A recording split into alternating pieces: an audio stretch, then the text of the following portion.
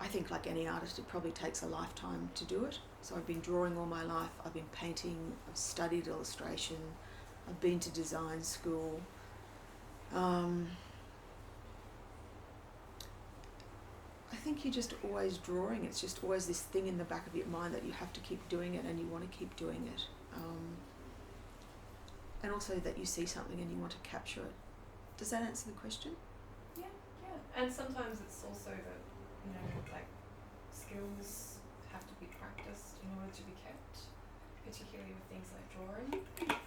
Yes, Do you ever find that? I've always loved drawing. And I've never found it particularly difficult.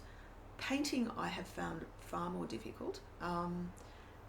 When I was a retail designer, I also went to America for a couple of years and I did set and stage design. So I painted sets, huge sets, which I loved, and I did scenic design and faux finishes. So I think that's probably where the painting side developed for me. I've never had many formal painting classes. Interestingly, I moved across the road from David Hinchcliffe 2 years ago, and I didn't know him, and I just went across and introduced myself, and we just got on incredibly well. And he looked at the collages that I was doing, and I said to him, I'd like to become a professional artist and I'm going to do it full time.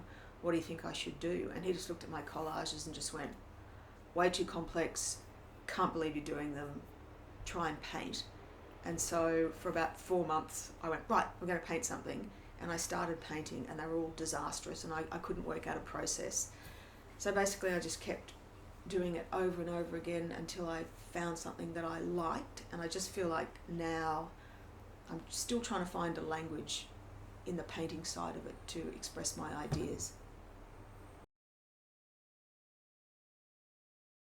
Probably the same as painting. I will see something that inspires me, that I think has a really good shape and a really good form, and that I might be able to take a photo that's an interesting perspective of it, or do a drawing. And then I like the fact that when you do collage, you can actually, it's almost like lace. If it's very intricate, it's almost like lace. So I got to the point where I was doing it all with a scalpel and I hurt my arm and I couldn't do it anymore. So I've discovered this machine, which is a Cricut machine. So it's this amazing little laser cutter that you can use an iPad. You can do a drawing, you can send it to the machine and the machine will cut it out. So anything that's incredibly intricate, such as the Besser bricks in the one that I'm doing at the moment, I've worked out a way to use that to do it, which is much better. And as I said before, if I don't find the cardboard colours that I like, so I've got all these drawers that are colour coded and I save all the offcuts of paper, and I've got a plan drawer upstairs and it's just full of different colours of paper. If I can't find a colour that I like, I'll mix the colour and I'll pour it. So I'll just get a giant piece of watercolour paper, mix up a big lot of it and just pour it and sort of tip it until I get the shade that I like. And I might do that a couple of times. And then I cut it all out like a pattern, and then I put it all together at the end, and then I'll change elements of it if I don't like it. So the reason I started painting in the last couple of years was that I moved across the road from David Hinchcliffe and I went and introduced myself, and he looked at the collage work that I was doing and suggested that I needed to start painting because it was too time consuming and it would be a much freer way to express my ideas. And I have done that since. But he's also been an incredible mentor. He's very funny, he's very direct, and he's always looking for ways or artists to show you that might help you in your own work. So I feel very lucky to have met him.